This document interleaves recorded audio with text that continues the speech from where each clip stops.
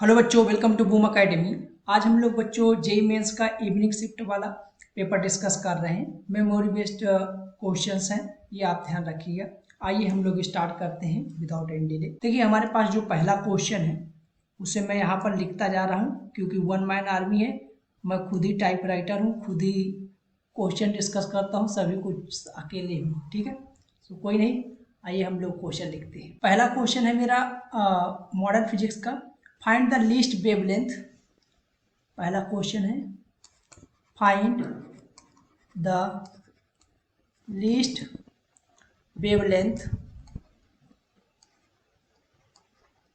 Wavelength in Paschen series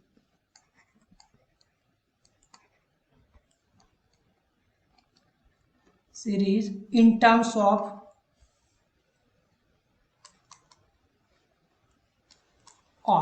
are K term में हमें बताना है पास्चन सीरीज में। देखिए, ये मैंने क्लासरूम में, ये क्लास इलस्ट्रेशन प्रॉब्लम है, ये सारे के लिए मैंने आप लोगों को होमवर्क में दिया था। ठीक है, जो लोग यहाँ पर नए हैं उनके लिए तो हम बात करेंगे क्या होता है। आप लोगों को यहाँ पर एक फार्मूला याद रखना है, ये फार्मूला बहुत काम का है। ठीक है, जो हम लोगों ने डिराइव किया था, 1/λ equal to R Z square 1/n1 square minus 1/n2 square. ठीक है, अब देखिए, आप लोग पास्चन सीरीज की अगर मैं बात करूंगा तो पास्चन सीरीज में कहाँ से स्टार्ट होता है, ये नंबर आप लोगों को ध्यान होगा, Lyman Balmer Paschen n equal to 3 से होगा। ठीक है, तो यहाँ पर 1/λ हम लोगों को ये नहीं गिवन है जेड का वैल्यू। ठीक है, मेमोरी बेस्ड है, तो हम लोग हाइड्रोजन के लिए मान सकते हैं 1। अगर कोई दूसरा आइटम होगा तो आप लोग उसका वैल्यू जेड का रख देंगे। ठीक है, तो ये 1/n की जगह n1 की जगह क्या हो जाएगा 3। ठीक है, तो 3 का स्क्वायर माइनस, अब देखिए मैंने यहाँ क्या निकालना है हमें, लीस्ट वेवलेंथ। चलिए मैं लीस्ट n2 का वैल्यू क्या होगा मैं आपको समझाता हूँ। ठीक है, तो पहले मैं वेवलेंथ निकालता हूँ। वेवलेंथ क्या आएगा मेरा, वेवलेंथ इधर भेजूँ तो सारा का सारा नीचे आ जाएगा, क्या आ जाएगा 1/r 1/3 का स्क्वायर माइनस 1/n2 का स्क्वायर। अब ध्यान से देखिए, मुझे लैम्डा क्या चाहिए, मिनिमम। यहाँ पर लीस्ट के लिए बोला गया, तो मिनिमम लैम्डा कब मिलेगा, जब नीचे जो लिखा है डिनोमिनेटर में ये जितना मैक्सिमम पॉसिबल हो उतना हो जाए। ठीक है, जितना मैक्स कर सके, तो मैक्स कितना कर सकते हैं वैल्यू, ये n2 को मैं इंफिनिटी कर दूं तो हो जाएगा मैक्सिमम। यहाँ पर नीचे और लैम्डा आ जाएगा, उस कंडीशन में हमारा मिनिमम, तो 1/r और ये 1/, यहाँ बचेगा सिर्फ 9, तो 9 ऊपर चला जाएगा, तो 9/r आ जाएगा हमारा लैम्डा में। ठीक, चलिए हम लोग अपने नेक्स्ट प्रॉब्लम की तरफ मूव ऑन करते हैं। नेक्स्ट प्रॉब्लम है मेरे पास काइनेटिक एनर्जी, नंबर डालता जाता हूँ, सेकंड है kinetic energy of 1 mole of oxygen gas sample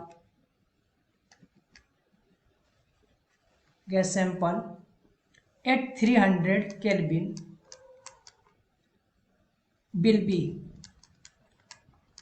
हमें काइनेटिक एनर्जी बताना है आप 1 मोल गैस सैंपल, 1 मोल गैस सैंपल की काइनेटिक एनर्जी बताना है। सो चलिए इसे हम लोग कर लेते हैं, बहुत आसान है, जस्ट फार्मूला लिखना है। काइनेटिक एनर्जी का जो फार्मूला होता है वो क्या होता है, F/2 nRT, ये होता है। तो F क्या होता है, डिग्री ऑफ फ्रीडम, और F डिग्री ऑफ फ्रीडम जो होता है, F क्या होता है हमारा, degree of freedom. Degree of freedom जो होता है ये आप लोगों को मालूम होगा, ऑक्सीजन के लिए ऑक्सीजन क्या होता है, डायटोमिक, डायटोमिक के लिए क्या होता है, F का वैल्यू 5 होता है। ये सब जानते हो ऑलरेडी, मैंने बताया भी होगा क्लासरूम में कई बार, हम लोग मॉडर्न फिजिक्स में भी डिस्कस करते हैं सारी चीज़ें। ठीक है, मॉडर्न फिजिक्स में भी मैंने बताया है। तो चलिए हम लोग इसे वैल्यू पुट करते हैं, 5/2 n कितना गिवन है 1 मोल, r तो सबको मालूम होता है। ठीक है, r का वैल्यू आप लोग कितना जानते हैं, 8 पॉइंट के समथिंग आता है, 25/3 याद रखिए। ठीक है, 300 केल्विन टेम्परेचर गिवन है। काइनेटिक एनर्जी से सॉल्व कर लेते हैं, सॉल्व करने के बाद हमारा आ जाएगा 50, यहाँ से ये 100 और ये 2, 50 आ जाएगा इंटू 5 25। ठीक है, 5 × 25, इसे मल्टीप्लाई करता हूँ, मल्टीप्लाई करने के बाद जो मेरी काइनेटिक एनर्जी आएगी वो आ जाएगी 6250, ठीक है, इसके आसपास आ रहा है, आप लोग ये समझ जाइएगा, ठीक है। चलिए अगर कोई क्वेश्चन थोड़ा चेंज हो तो मुझे बता दीजिएगा एसएमएस करके, कोई नहीं, मैं उसे फिर से दोबारा अभी करके आप लोगों को इंडिविजुअल क्वेश्चन भेजूंगा, ठीक है, मेरा यही काम है। चलिए आइए आगे बढ़ते हैं हम लोग। एक रेजिस्टेंस का बहुत मारा सा क्वेश्चन है, ठीक है, इसे हम लोग कर लेते हैं। Third number, initial length of wire is L0, its radius of cross section is R0, its radius of cross section is R0, ठीक है। if the length of the wire made double, then if length of wire made double means हमारे पास कोई L length का wire है, उसकी radius हमें मालूम है कि R0 है, अगर उसे डबल किया जाता है तो डबल या ट्रिपल करने के बाद हमें बताना है double, then specific heat I think पूछा गया था, देन फाइंड द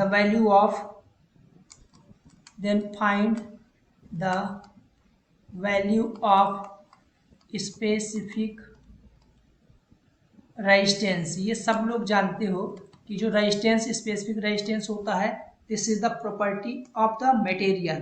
तो आप लेंथ डबल करो, ट्रिपल करो, 4 टाइम्स करो, कोई फर्क नहीं पड़ेगा, जो हमारा न्यू होगा वो क्या होगा, इनिशियल के बराबर होगा, ठीक है। This is depends on material पे डिपेंड करेगा और किसी चीज़ पे डिपेंड नहीं करेगा, इसीलिए ये जो रो है हमारा रो ही रहेगा, ठीक है, ये सेम ही रहेगा, मतलब रो पहले था बाद में भी रो ही रहेगा, ठीक है, इसमें हमारा कोई चेंज होने वाला नहीं है, ये आप लोगों को ध्यान रखना है, ठीक है। एक नेक्स्ट क्वेश्चन है, यहीं पे कर लेते हैं 4 number, a ring and A solid sphere of same mass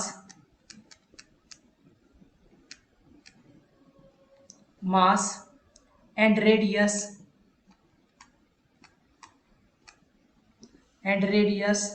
are released from a rough inclined plane, performing pure roller, ये बोला जा रहा है यहाँ पर प्योर रोलिंग करना है ये, ठीक है। प्योर रोलिंग की आई थिंक सब लोग कंडीशन जानते होंगे, performing pure rolling of height h,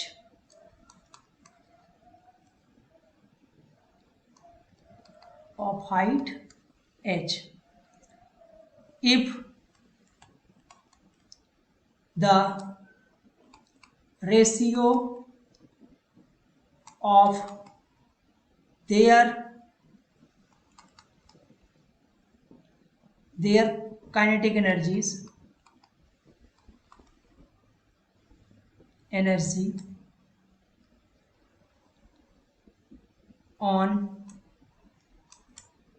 coming down is 7/x, 7/x है ये वैल्यू, ठीक है। फाइंड x, हमें x बताना है कि x हमारा क्या होगा, ठीक है।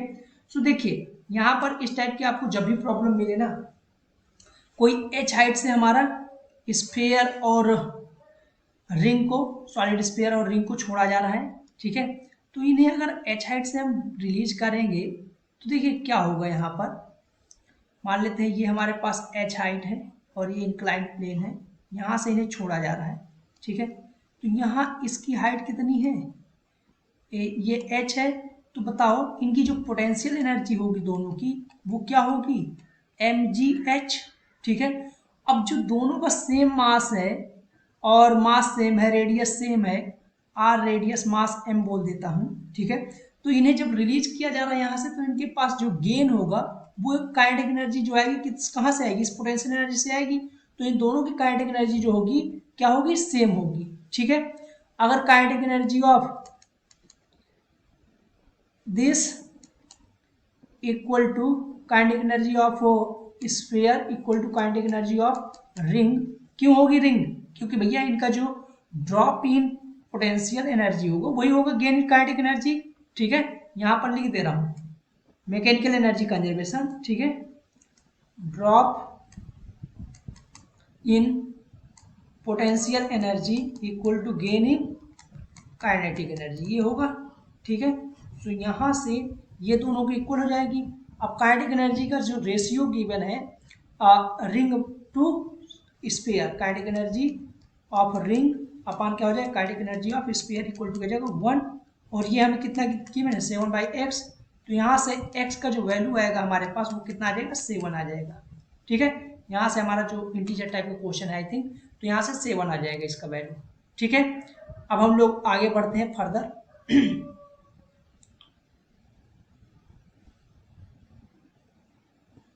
देखिए असर्शन रीजन टाइप के कई सारे क्वेश्चन थे, 4 हो गया।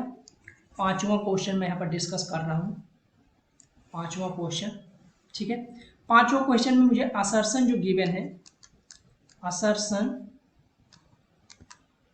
क्या है, assertion if there is positive zero error, there is positive zero error in vernier caliper, then actual reading is more than the measured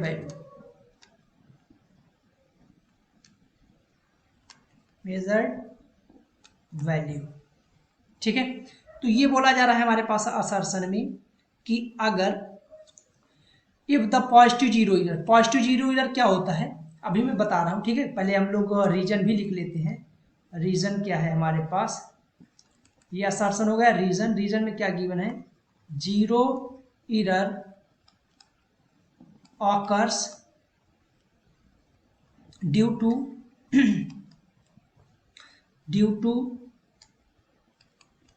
mishandling of instruments, ठीक है। देखिए पॉजिटिव जीरो एरर होता क्या है, पॉजिटिव जीरो एरर ये होता है जब आप वर्नियर कैलिपर के जॉज मिलाने जाओगे, जॉज में जो वहां पर लाइन होती है आप उसे देखोगे तो एग्जैक्ट जीरो से कोइंसिडेंस नहीं कर रही होगी, कोइंसाइड नहीं कर रही होगी, थोड़ी सी पहले होगी वो लाइन, ठीक है।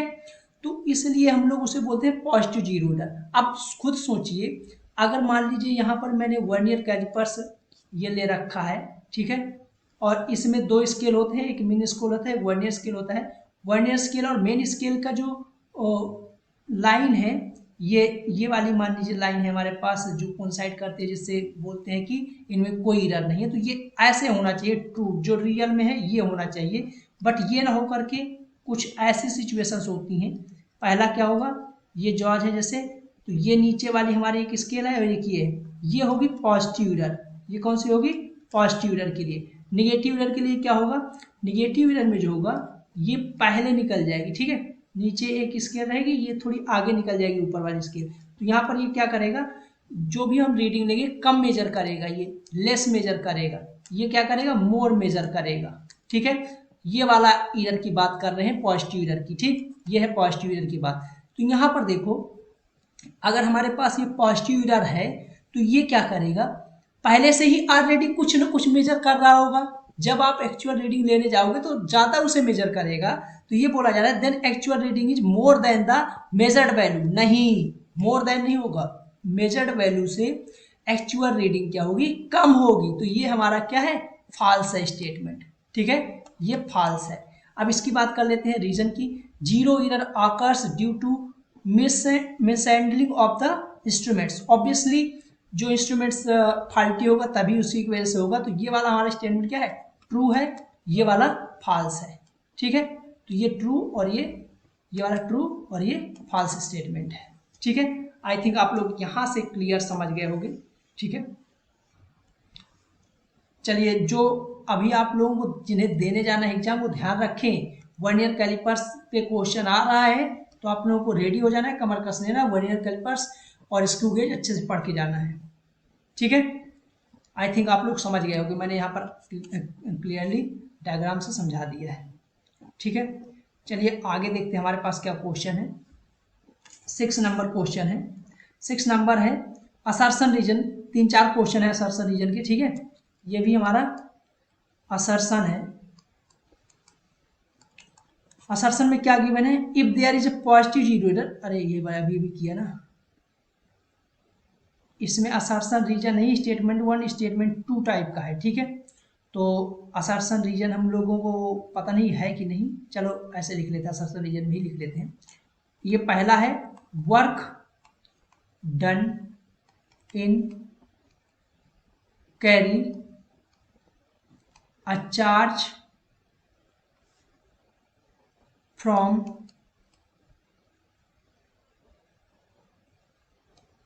one point to another point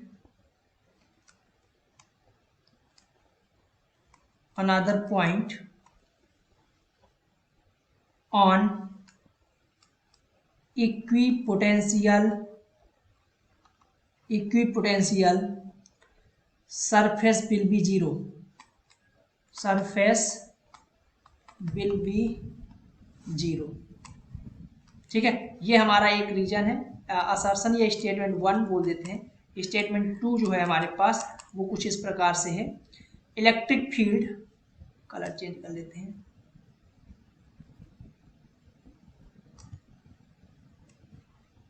electric field is perpendicular to equipotential surface, ठीक है। सो देखो पहला वाला जो स्टेटमेंट बोला जा रहा है, work done in a carrying a charge from one point two another point in equipotential surface. Obviously क्यों, क्योंकि हम लोग वर्क डन इक्वल टू के जानते हैं, W equal to Q into delta V, ये जानते हैं हम लोग, क्यू इंटू डेल्टा बी। और इक्विपोटेंशियल सरफेस होगी तो डेल्टा बी का वैल्यू क्या होगा, 0। अगर डेल्टा बी 0 है तो हमारा वर्क क्या हो जाएगा बेटा, 0 हो जाएगा, ठीक है। ये बात सही है, ठीक, ट्रू है, ट्रू है, ठीक है। अब दूसरे की बात करते हैं, electric field is perpendicular to equipotential surface. Obviously सही है, ठीक है, परपेंडिकुलर होता है। देखो ये ट्रू है, लेकिन ये मेंस का आया हुआ क्वेश्चन है, ऑलरेडी आई हैव डिस्कस्ड, तुम लोग जाकर के डिजिटल PYQ में देखना, उसमें हो गया है, ठीक है, बहुत अच्छे से मैंने इसे डिस्कस किया हुआ है। और तुम लोग चाहो तो मैं इसे एक बार और बता देता हूँ। हम लोग ऐसे भी लिख सकते हैं, delta V equal to minus close integral लगाएं या ना लगाएं, बात इंटीग्रेशन करें या ना करें, बिना इंटीग्रेशन के हम लोग कर लेते हैं, ठीक है। इंटीग्रेशन जरूरी नहीं, ध्यान दो। डेल्टा बी इक्वल टू क्या जानते हैं हम लोग, minus E dot D x, ठीक है। अब इधर ध्यान देना, ई डॉट डी एक्स में क्या होगा, हमें इलेक्ट्रिक फील्ड कहाँ देखना है, इक्विपोटेंशियल पे। तो डेल्टा बी क्या होगा, इक्विपोटेंशियल पे 0 होगा, तो ई क्या आ जाएगा, 0 आ जाएगा, नहीं आ जाएगा, बताइए। अगर ये 0 है तो इसका मतलब क्या है, जो हमारा डी एक्स और ई है इसके बीच का एंगल क्या होना चाहिए, 0 होना चाहिए, ठीक है। कैसे भी देख लो, तो electric field is perpendicular to the potential surface. तो पोटेंशियल सरफेस पे परपेंडिकुलर कब होगा, ये 0 भाई, जो हमारा मैं इसे इलेक्ट्रिक फील्ड को जीरो नहीं कर रहा हूँ, ठीक है। एक्चुअल में जीरो क्या हो रहा है, पोटेंशियल हो रहा है, क्योंकि इक्विपोटेंशियल सरफेस पे पोटेंशियल डिफरेंस लोगे क्या आ गया, जीरो।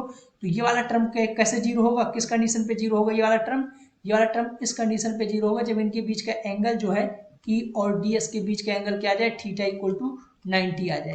तो यही बोला जा रहा है, electric field is perpendicular to the potential surface. Yes true है, लेकिन ये भी ध्यान रखना है आप लोगों को, ट्रू तो है लेकिन इसका जो असर्शन है उसका करेक्ट एक्सप्लेनेशन भी है, ठीक है, एक्सप्लेनेशन भी कर रहा है। तो ये दोनों स्टेटमेंट क्या है, ट्रू है, बोथ ट्रू है, एंड असर्शन जो है वो करेक्ट एक्सप्लेनेशन है। ये आप लोगों को ध्यान रखना है, ठीक है, करेक्ट एक्सप्लेनेशन है। ये आप लोगों को थोड़ी सा हो सकता है गड़बड़ हो गई हो, ठीक, लेकिन ये ध्यान रखना है आप लोगों को, ठीक है। चलिए हम लोग आगे बढ़ते हैं फर्दर।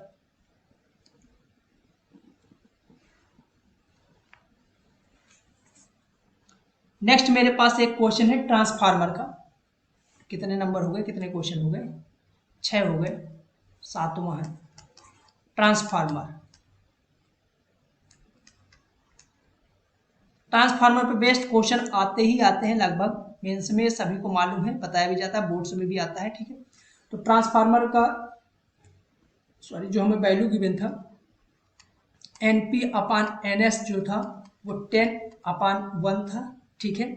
और जो हमारे पास पोटेंशियल था प्राइमरी कॉइल का वो 230 वोल्ट था, और हमें RS मतलब सेकेंडरी कॉइल का जो रेजिस्टेंस गिवन था वो 460 ओम गिवन था, ठीक है। हमें यहाँ पर निकालना क्या था, पावर निकालना था, पावर, ठीक है।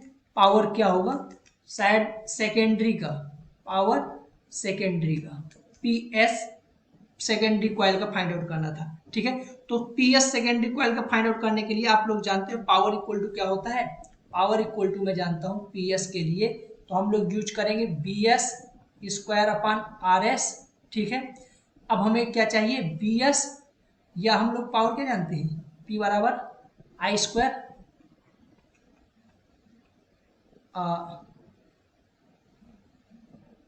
आई स्क्वायर आर लिख दें तो यहाँ से पता चल जाएगा, ये इसके टर्म में P बराबर VI, जानते हैं ना, P बराबर VI, ठीक है। I की जगह में B बराबर IR, तो I की जगह में क्या लिख देंगे, B अपन R, तो ये हमारा बन जाएगा, ठीक है। ये सब जानते हो, ठीक। तो यहाँ से देखो हमें क्या क्या मालूम है, RS मालूम है, सेकेंडरी कॉइल का जो रेजिस्टेंस है वो मालूम है, पोटेंशियल सेकेंडरी कॉइल का नहीं मालूम है। तो ये हमें NS अपान NP का वैल्यू मालूम है, तो हम लोग क्या जानते हैं, NS upon NP equal to BS upon BP, ठीक है। और NS अपान NP, इसे मैंने उल्टा कर दिया तो हम लोग यहाँ पर भी उल्टा कर देंगे, ठीक है। और हमें BP मालूम है तो BS क्या आ जाएगा, BP 230 upon 10, so BS equal to कितना आ जाएगा, 23, ठीक है। तो यहाँ पर रख देंगे तो क्या आ जाएगा, BS इक्वल टू 23 इंटू 23 अपान में RS का वैल्यू कितना है, RS का वैल्यू वाला है 460, तो 23 दूनी 46, अच्छी वैल्यूज उसने यूज किया है, ठीक है। तो यहाँ से PS इक्वल टू कितना आ जाएगा, 2.3 अपान 2, सो इसे हम लोग फर्दर सॉल्व कर लेंगे और स्क्वायर करेंगे। मेरे पास तो यही वैल्यूज हैं, ठीक है। आप लोगों को कुछ वैल्यूज अगर डिफरेंट हो देख लीजिएगा। यहाँ पर बच्चों लग रहा है मुझे ये जो वैल्यू है ना, ये शायद 4-6 ही है, ठीक है, 4-6 आप लोग देख लीजिएगा, न्यूमेरिकल वैल्यू जो रखने पे आंसर आ जाए, ठीक है। अगर इसे मैं 4-6 ले लेता हूँ तो मेरे पास ये कितना आ जाएगा 2, और इसे डिवाइड करेंगे तो कितना आ जाएगा, ये 0 हटा देते हैं तो 11 पॉइंट समथिंग आ जाएगा, ठीक है, 11.5 के आसपास वाट, ठीक। ये आई थिंक तुम लोगों को समझ में आ गया, ठीक। चलिए हम लोग आगे मूव ऑन करते हैं फर्दर। हमारे पास नेक्स्ट जो क्वेश्चन है वो है एक, देखिए मैं लैंग्वेज लिखता हूँ N, क्वेश्चन नंबर देख लेते हैं कौन सा नंबर है, ये हमारे लिए काफ़ी इंपॉर्टेंट है। कितने, 7 हो गए, 8th, ठीक है। 8th क्वेश्चन है N atom of atomic number, atomic number Z equal to 50 is having nuclear radius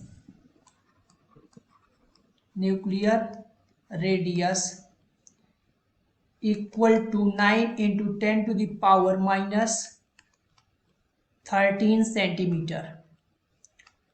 potential at the surface of the nucleus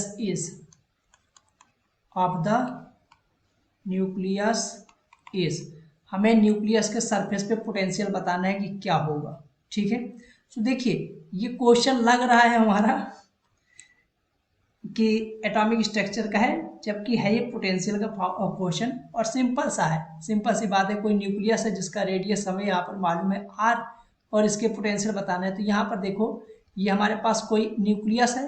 ठीक है, अब इसका जो चार्ज होगा आप लोग जानते हैं क्या होता है, प्लस ZE न्यूक्लियस का चार्ज होता है ना Q। अब देखिए हमें Z मालूम है 50 है, इलेक्ट्रॉन का चार्ज 1.6 10⁻⁻19 कूलम। ठीक है, चार्ज मालूम है, डिस्टेंस मालूम है, तो फार्मूला नहीं जानते हो आप, V इक्वल टू क्या होता है KQ/R।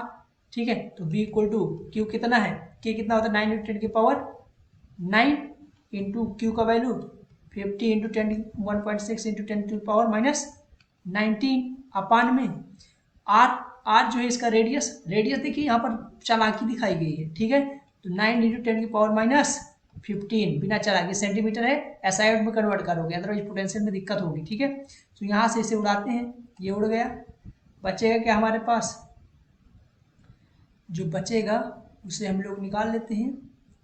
ठीक है, सो V इक्वल टू क्या हो जाएगा, इसे ऊपर ले जाएंगे, ऊपर ले जाने के बाद क्या आ जाएगा हमारा, ये हो जाएगा 24 और 25 आ जाएगा। ठीक है, 25 और यहाँ से एक बार कर लेते हैं इसे, गड़बड़ ना हो, यहाँ से इसे ऊपर ले जाएंगे तो माइनस और -5 आएगा, तो यहाँ 10⁻5 आएगा और 50 इंटू 1.6, तो 50 को भी एक पावर यहाँ पर जोड़ देते हैं +1। ठीक है, तो यहाँ पर इसे करते हैं तो कितना हो जाएगा, 8 हो जाएगा, 16×5 80 होता है ना, तो 8 इंटू 10⁻6 वोल्ट B। ये ऑप्शन टाइप का था, ऑब्जेक्टिव टाइप का था। ठीक है, तो आई थिंक ये हमारा आंसर आ जाएगा। ठीक है, चलिए हम लोग फर्दर मूव ऑन करते हैं। एक क्वेश्चन है बच्चों, रिपीट हुआ है, रिपीटेड क्वेश्चन है। ठीक है, ये पोलराइजेशन पता नहीं कोई कह रहा था सिलेबस से हटा है, मैं इसीलिए कह रहा था शांति से सब पढ़ो, ये रिपीटेड क्वेश्चन है। ठीक है, सो रिपीटेड कौन सा नंबर है, नंबर देख लेते हैं, 8 हो गया। 9 नंबर क्वेश्चन, ये रिपीटेड क्वेश्चन है, इसे मैंने क्लास में 2 बार करवाया है ऑलरेडी। ठीक है, और इसे तो मैं कई बार करवा चुका हूँ, हर बार करवाता हूँ जब भी मैं पोलराइजेशन पढ़ाता हूँ। The diagrams shows combination of polaroids, combination of polaroids, full stop, unpolarized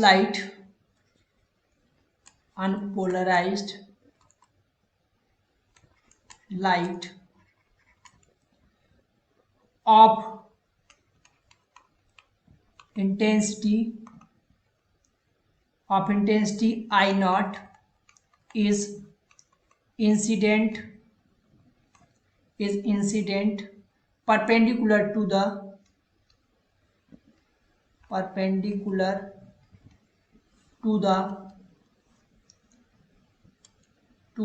axis of polaroid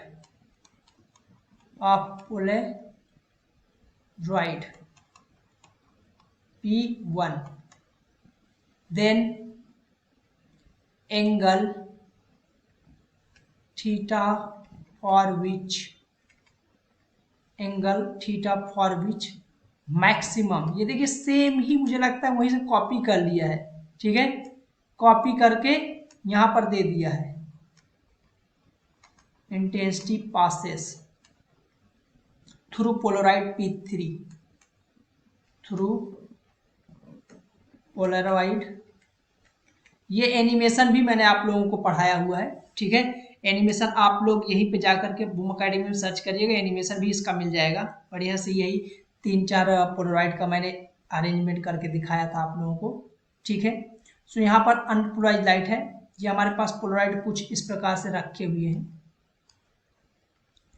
ये एक पोलराइजर है, ठीक है, यहाँ से लाइट आ रही है, ये एक्सेस है, ठीक, ऐसे लाइट आ रही है जिसकी इंटेंसिटी क्या है I0, अनपोलराइज लाइट है, ठीक है।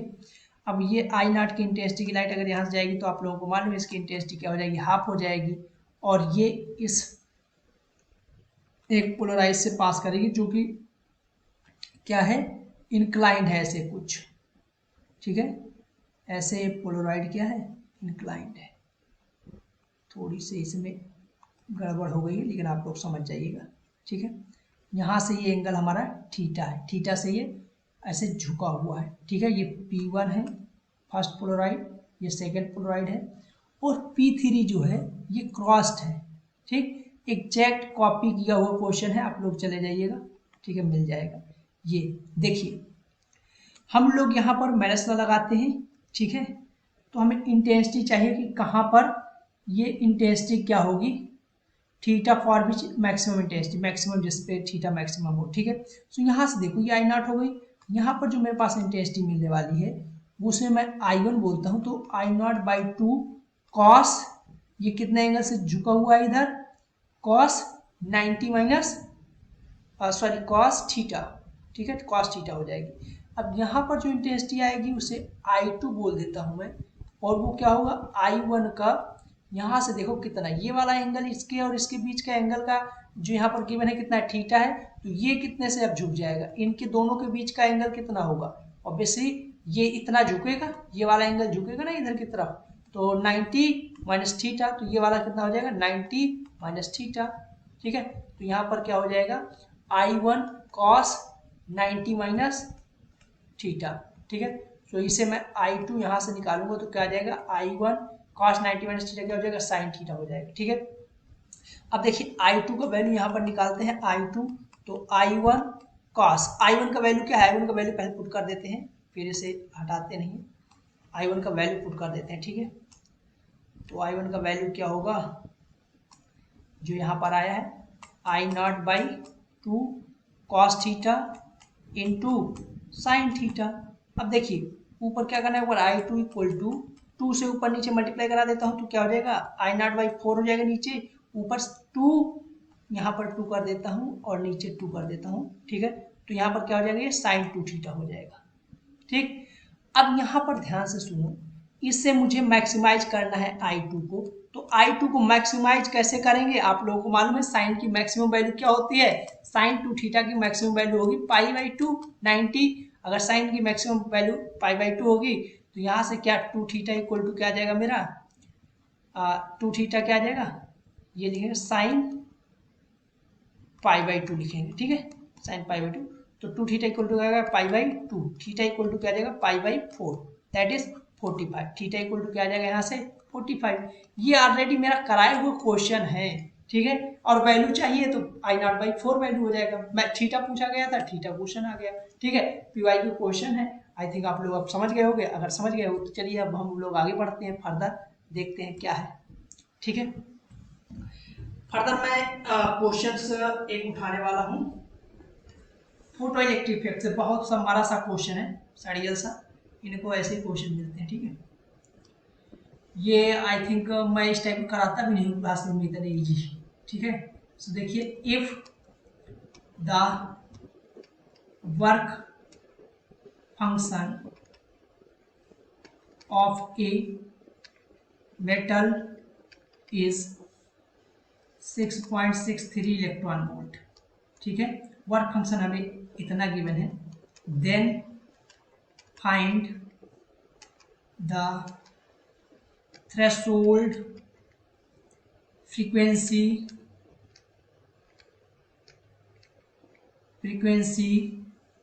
For photo electric effect. Threshold हमें फ्रीक्वेंसी बताना है, बताइए थ्रेशोल्ड फ्रीक्वेंसी के लिए रिलेशन क्या होता है, फार्मूला सभी लोग जानते हो, फार्मूला ये वाला यूज करना है हमें, nu naught equal to phi upon h, nu naught threshold frequency का, और फाई क्या है, फाई वर्क फंक्शन यहाँ पर गिवन है, ये है work function 6.63 electron volt upon में एच, एच क्या होता है हमारा इसको भी तुम एच को या तो इसमें कन्वर्ट कर दो, या तो इलेक्ट्रॉन वोल्ट में वैल्यू रखो एच की, या तो इसे इलेक्ट्रॉन वोल्ट को एसआई यूनिट में कन्वर्ट कर दो, ठीक है। तो यहाँ से जूल में कर देते हैं। जूल में कन्वर्ट करने के लिए क्या करना पड़ता है हमें, इलेक्ट्रॉन के चार्ज से मल्टीप्लाई करा देते हैं सिंपली, ठीक है। इलेक्ट्रॉन के चार्ज से मल्टीप्लाई 1.6 10⁻⁻⁹ कूलम, ठीक है। तो ये हमारा उसमें जूल में कन्वर्ट हो गया। नीचे एच का वैल्यू क्या होता है 6.63 10⁻⁻34 जूल इंटू सेकेंड, ठीक है। तो ये सब जानते हो, इसे सॉल्व करते हैं। जैसे सॉल्व करेंगे देखो ये बाबा टाटा, तो न्यू नॉट वैल्यू भी देखो ऐसे दे रखा था, फटाक से हो जाए, ठीक है। 10⁻, इसे ऊपर ले जाएंगे तो कितना आ जाएगा, यहाँ से लगभग 15 आ जाएगा, ठीक है। 15 आ जाएगा, ठीक, 15 हर्ट्ज ये हो जाएगा हमारा थ्रेशोल्ड फ्रीक्वेंसी। चलिए आगे बढ़ते हैं। आगे मेरे पास कौन सा क्वेश्चन है, हाँ एक बहुत आसान क्वेश्चन है। क्वेश्चन नंबर डालते जा रहे हैं, 9, 10, 11, ठीक है। क्या है इसमें, फाइंड द रेडिएशन प्रेशर। ये हमारा मदरसा क्वेश्चन इसी का है, अभी हम लोगों ने किया इसी का क्वेश्चन है, ठीक है। फोटो इलेक्ट्रिक इफेक्ट का find radiation pressure for perfectly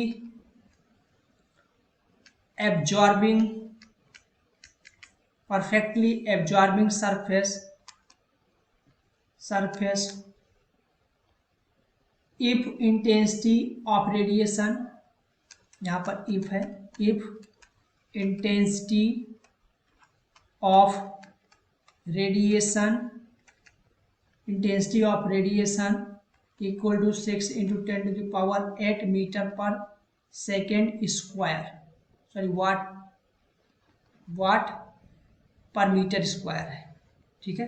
intensity की यूनिट क्या होती है, वाट पर मीटर स्क्वायर, तो वही है, ठीक है।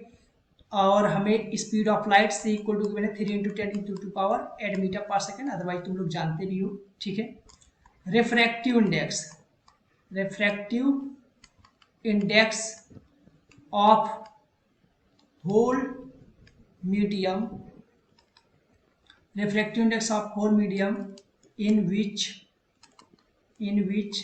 this event occurring is mu equal to 3, this event is occurring is mu equal to 3, ठीक है। सो इसमें हम लोगों को देखो निकालना क्या है, P। ये मैं ऑलरेडी रेडिएशन प्रेशर का आप लोगों को फार्मूला करा चुका हूं मैंने, तो प्रेशर फोर्स कई बहुत अच्छे क्वेश्चन एडवांस लेवल के मैंने कराए थे, ठीक है। तो यहाँ पर सिंपल है, हम लोग ये फार्मूला जानते हैं, लेकिन यहाँ पर थोड़ी सी हमें चेंज करना पड़ेगा, चेंज करना पड़ेगा, I/C की बजाय V लिखना पड़ेगा, ठीक है। I इंटेंसिटी तो हमें मालूम है, V जो होगा यहाँ पर स्पीड ऑफ लाइट नहीं होगा। स्पीड ऑफ लाइट क्यों नहीं होगा, क्योंकि मीडियम दिया है, अगर मीडियम गिवन है तो स्पीड ऑफ लाइट नहीं होगा, और वो क्या होगा I/C/μ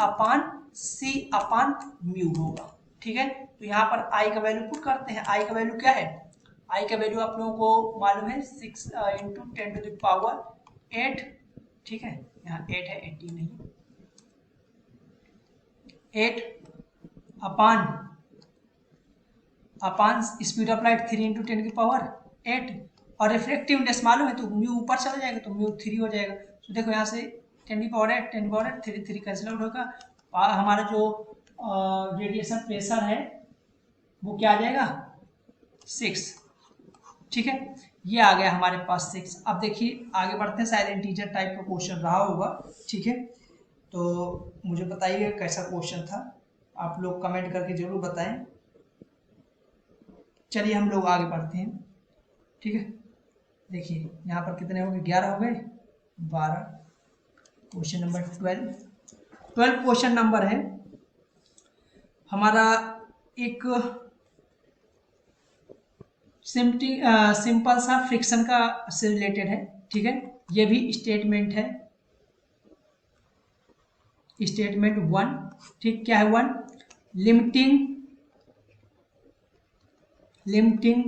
स्टैटिक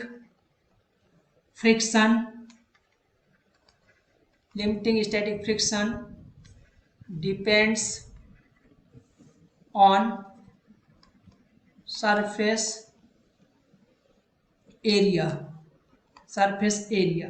ठीक है, स्टेटमेंट 2 है, पहले लिख लेते हैं फिर मैं बाद में बात करता हूँ। स्टेटमेंट सेकेंड है, सेकेंड क्या बोल रहा है, काइनेटिक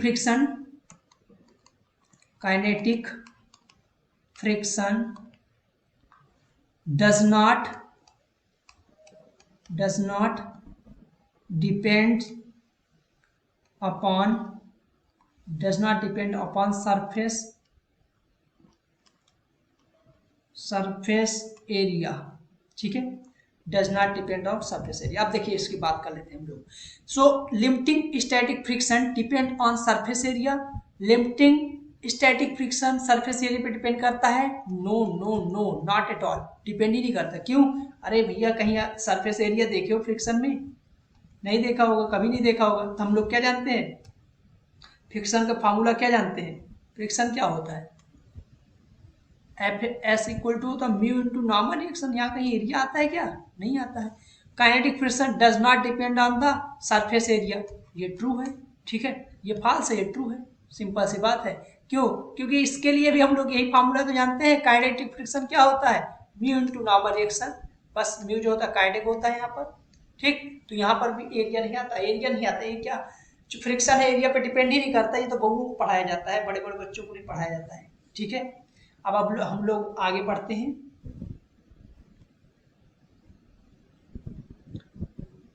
13 क्वेश्चन करते हैं। ठीक है, 13 क्वेश्चन मेरे पास है।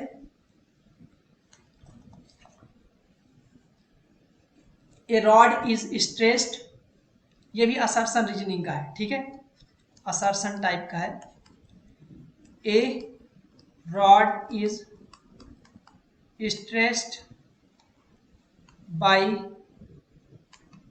2 equal forces from both side। ठीक है, बोथ साइड से इक्वल फोर्स लगाया जा रहा है। when force is removed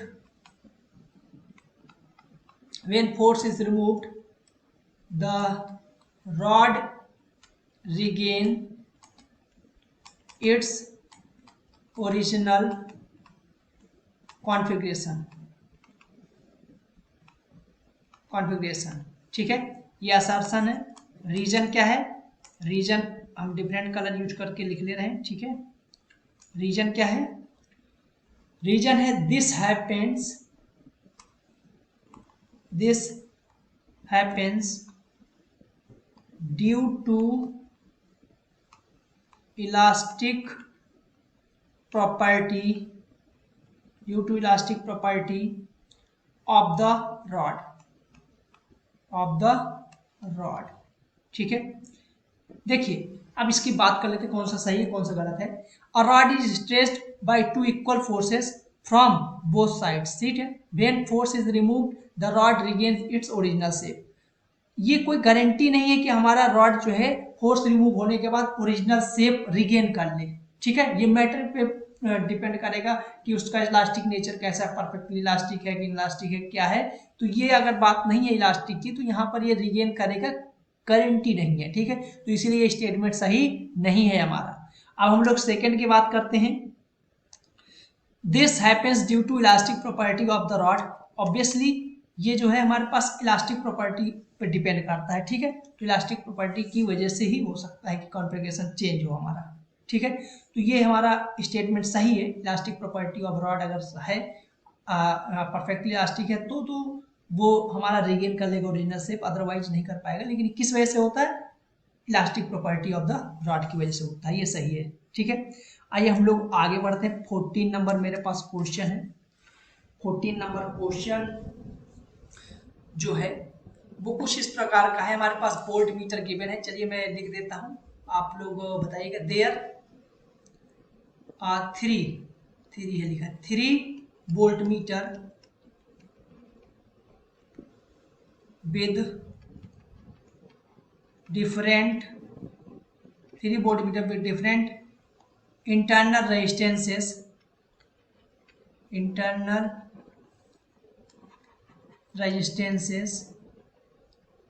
are connected as shown in figure. Find relation between their readings.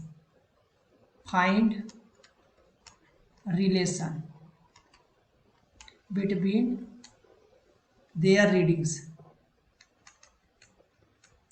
देखिए यहाँ पर जो क्वेश्चन है ना, आई थिंक यह ऑब्जेक्टिव टाइप का क्वेश्चन था और हमें ऑप्शन भी गिवन थे, ठीक है।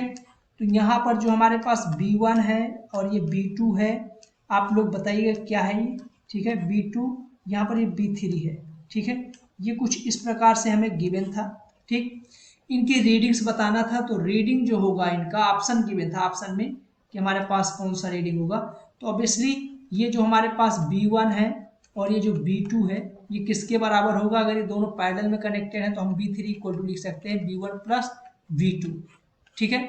तो ये इस टाइप से ऑप्शन थे, शायद इस टाइप से ऑप्शन थे माइनस प्लस करके, तो आप लोगों को जो ये वाला ऑप्शन होगा वो करेक्ट हो जाएगा। थोड़ी सी इसमें से हो सकता है मुझे थोड़ी एरर लग रहा है, ठीक है।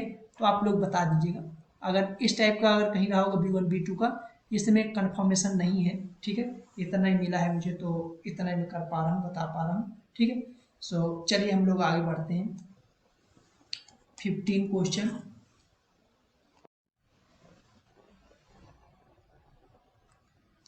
देखिए मेरे पास नेक्स्ट क्वेश्चन है, थर्मोडायनेमिक्स का है। In adiabatic process, in adiabatic process pressure is directly proportional to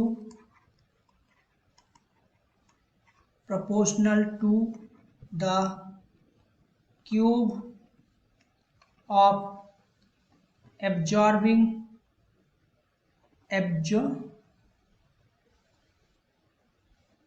absolute temperature है,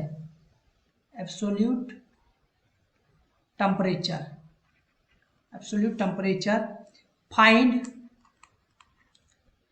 Cp upon Cv, ठीक है। Cp upon Cv हमारे पास ये आप लोगों को ऑलरेडी मालूम है, Cp upon Cv क्या होता है। Cp upon Cv को हम लोग गामा बोलते हैं, तो गामा फाइंड आउट करना है, ठीक है। हमें गिवन क्या है, हमें गिवन है pressure is directly proportional to T cube, ये हमें गिवन है।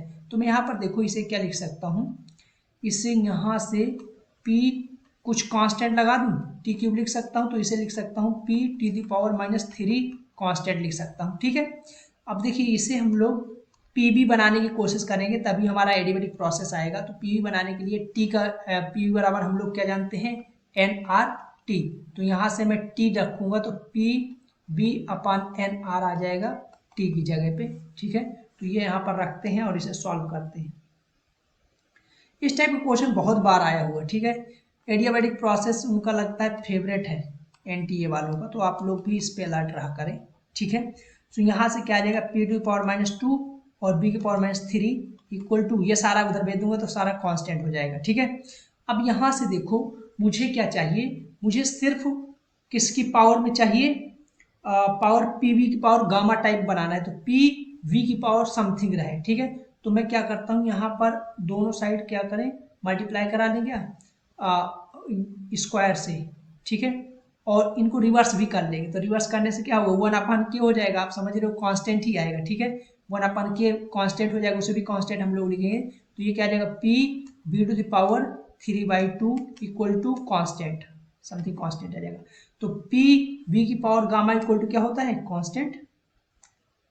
PV की power gamma equal to constant, ये कहाँ से है, एडियाबैटिक के लिए है, हम लोग जानते हैं। तो गामा इक्वल टू क्या आ जाएगा, यहाँ से 3/2। सो हमारा Cp अपन Cv क्या आ जाएगा, 3/2, दैट इज 3/2 योर आंसर, ठीक है। आइए आगे बढ़ते हैं हम लोग, फर्दर बढ़ते हैं, ये आपका आंसर हो गया, ठीक है। फर्दर मेरे पास एक क्वेश्चन है, इसमें पता नहीं वैल्यूज कैसे गिवन है। हम लोग बढ़िया से पहले क्वेश्चन कर लेते हैं, फिर इस पे आते हैं, ठीक है।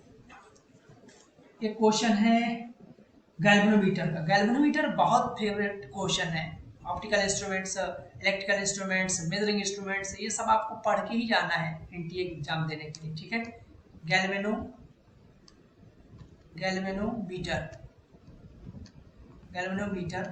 shows deflection of pi/3 where हमें वैल्यूज जो गिवन है I1 equal to 200 micro ampere, ठीक है। Current is passing, microampere current is passed, what will be the current when the deflection in galvanometer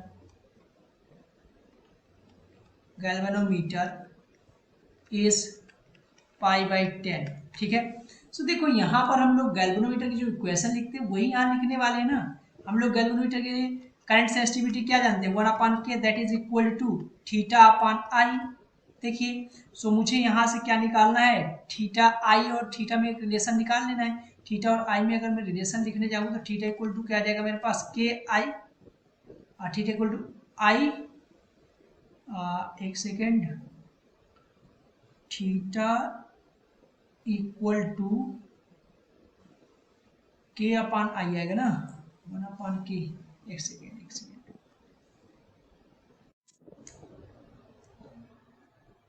सही, चलिए इसे हम सॉल्व करते हैं। यहाँ पर देखिए हम लोग लिख सकते हैं I directly proportional to theta होती है, तो I equal to K theta, तो 1/K उधर हमारा करंट सेंसिटिविटी हो जाएगा। तो यहाँ से हम लोग I निकाल लेंगे, I equal to K theta, ठीक है।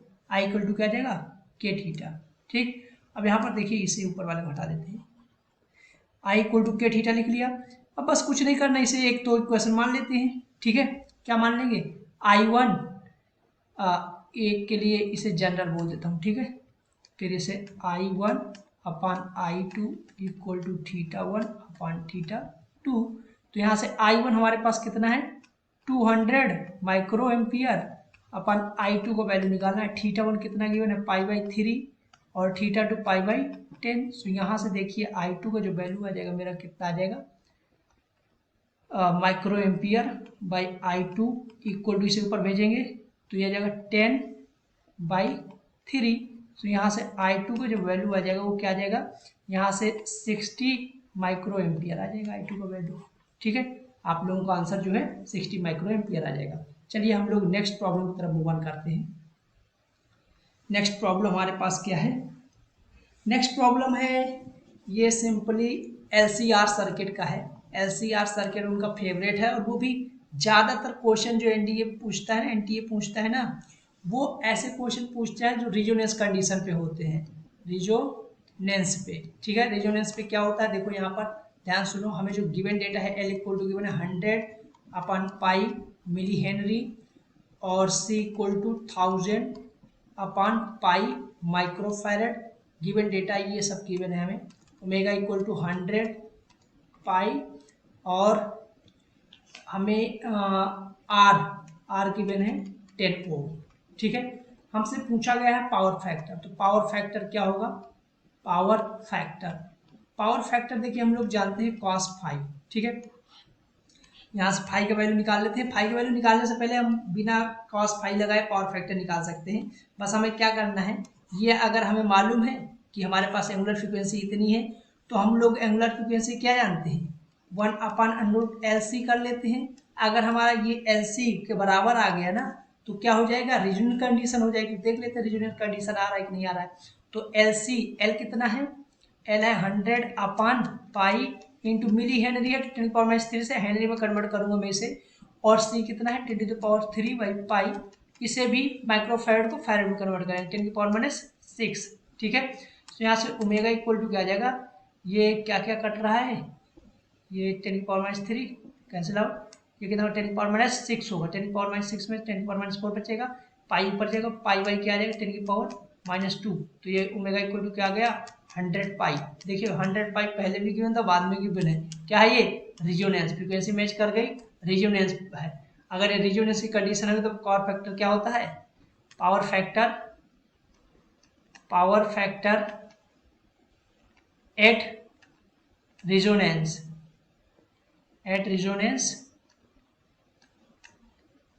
इज 1।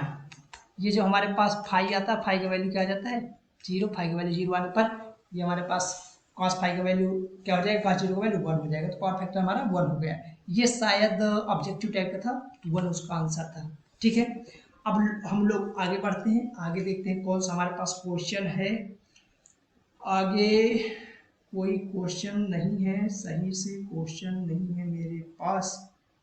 ठीक है, हाँ आगे नहीं पीछे आते हैं। ठीक है, यहाँ पर एक क्वेश्चन है हमारे पास टॉर्क वाला।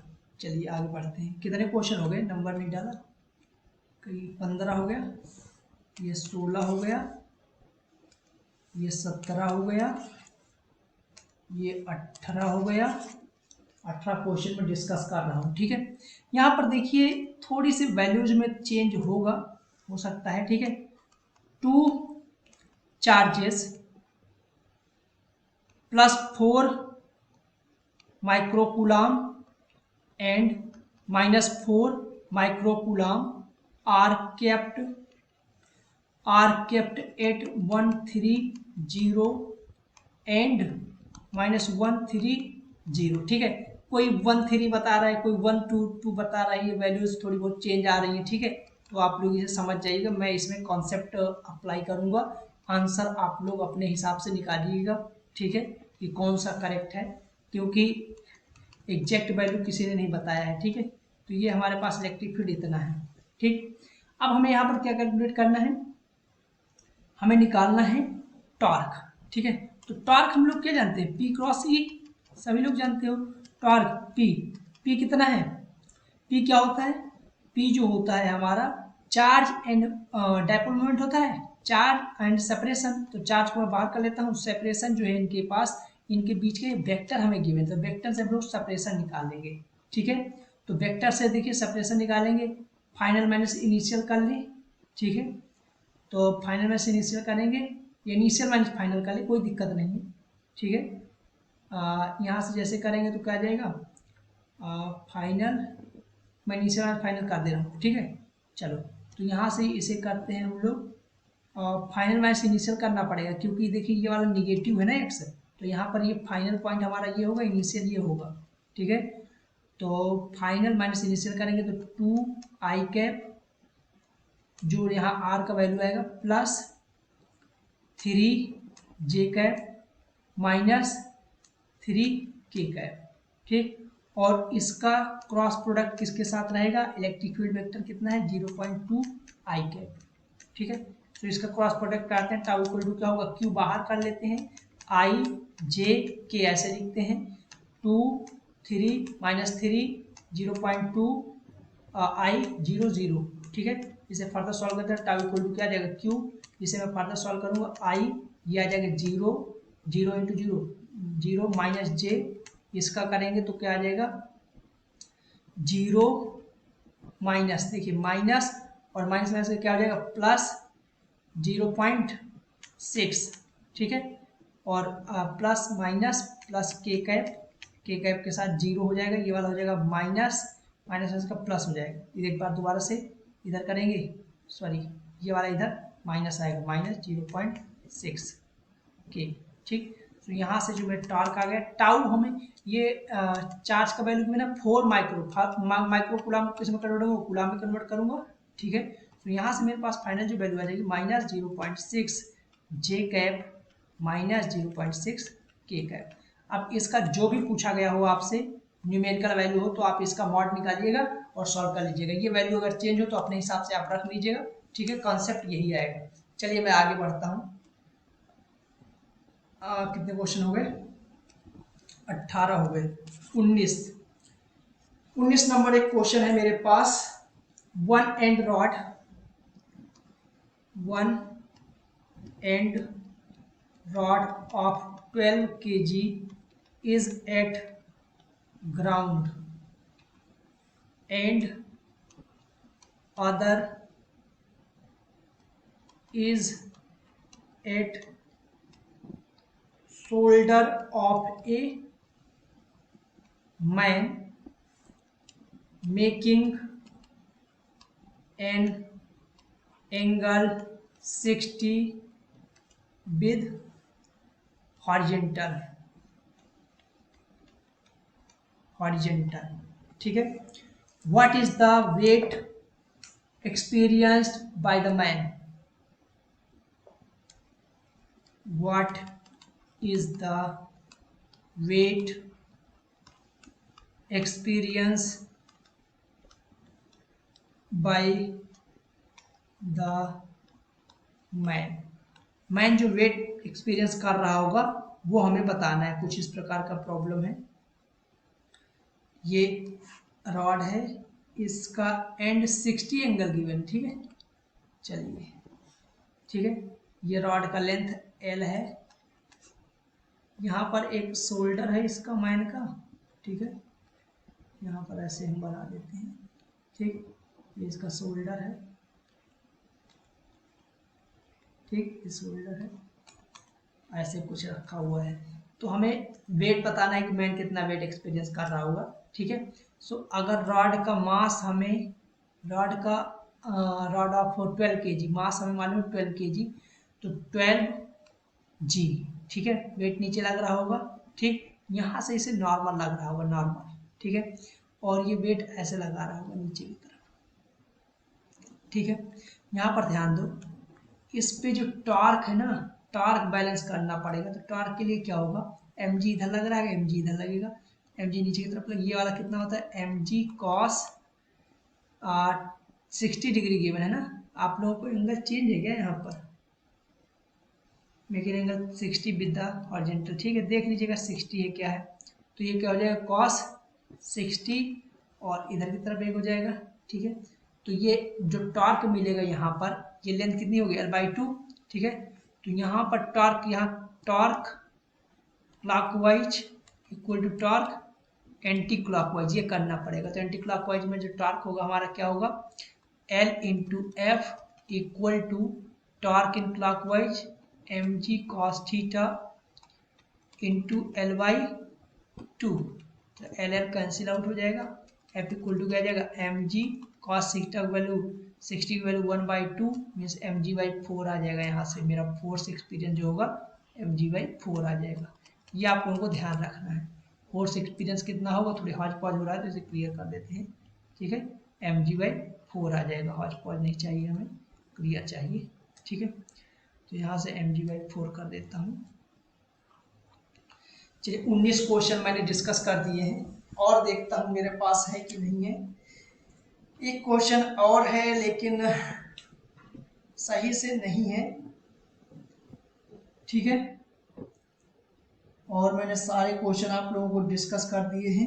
ये वाला क्वेश्चन कैसा है, ये है, सब डिस्कस कर दिए, सारे डिस्कस कर दिए हैं। एक क्वेश्चन है जो कि मैं थोड़ी से आप लोगों को बताना चाहूँगा, छोड़ेंगे तो कुछ भी नहीं, जो भी मिले वो भी सही, कर्तव्य पथ पर ये भी सही वो भी सही, जो भी मिले उसे सब एक्सेप्ट करना है, ठीक है। चलो एक क्वेश्चन है, इसे हम लोग कर लेते हैं, ठीक। कुछ इस प्रकार का क्वेश्चन है, आप लोगों को 20 क्वेश्चन हो जाएंगे, 19 20 क्वेश्चन में कौन सा है ये, 13C6 से बनता है 12C6 और प्लस एक न्यूट्रॉन निकलता है। ये मेरा क्लास इलस्ट्रेशन का क्वेश्चन है, ठीक है। यहाँ पर हमें इसका मास नहीं गिवन है, पूछा गया था energy required to release the neutron, energy required to release the neutron, already सब जानते हो, इसे क्या बताना है, क्यू वैल्यू निकालना क्या जानते थे, Q value delta m c square कर दो सीधे, ठीक है। तो यहाँ से क्यू जो भी हमारी एनर्जी, बाइंडिंग एनर्जी बोलते हैं ना इसे, बाइंडिंग एनर्जी, क्यू जो बाइंडिंग एनर्जी वो यहाँ से निकल आएगी। बाइंडिंग एनर्जी का मैंने डेरिवेशन कराया था ये सब, ठीक है। तो एक क्यू वैल्यू चाहिए, डेल्टा एम आपको निकालना है। डेल्टा एम ये मास नहीं मालूम है, ठीक है, दिक्कत ये है मास क्या गिवन थे। आप डेल्टा एम रखिएगा और स्पीड ऑफ लाइट से मल्टीप्लाई करेंगे, जो एनर्जी आएगी हमारी वो आ जाएगी यहाँ से, ठीक है। ये छोटा सा कंसेप्ट लगाना है आप लोगों को, ठीक। चलिए मैंने 20 क्वेश्चन कर दिए हैं, इतने मुझे मिले हैं। अगर आप लोगों को मिलते हैं तो मुझे आप लोग सेंड कर सकते हैं, बता सकते हैं, उन्हें डिस्कस किया जाएगा। और ये सारा डिस्कशन अगर आप लोगों को अच्छा लगता है तो शेयर भी करें अपने दोस्तों को, क्योंकि हमारे ब्रांड एम्बेसडर जो है आप ही हैं, ठीक है। Thank you, bye bye, tata, मिलते हैं नेक्स्ट वीडियो में।